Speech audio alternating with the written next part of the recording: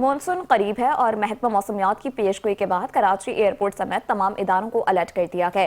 اس بار monsoon کی بارشیں صرف موسم نہیں بلکہ ہوائی آپریشنز اور شہری زندگی کو بھی متاثر کر سکتی ہیں۔ مزید جانتے ہیں دعا غفار کی اس رپورٹ میں۔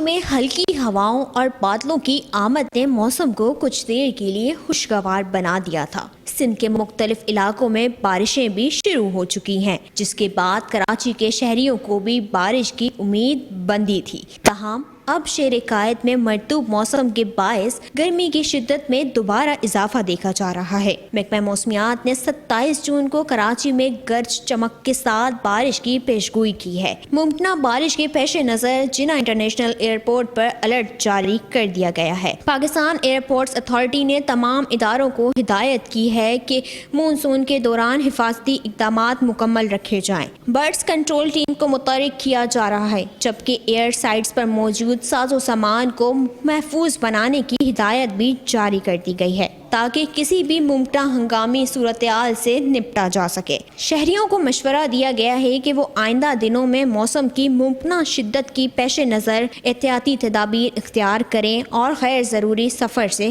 گریز کریں۔ دعا غفار، 5 نیوز، کراچی۔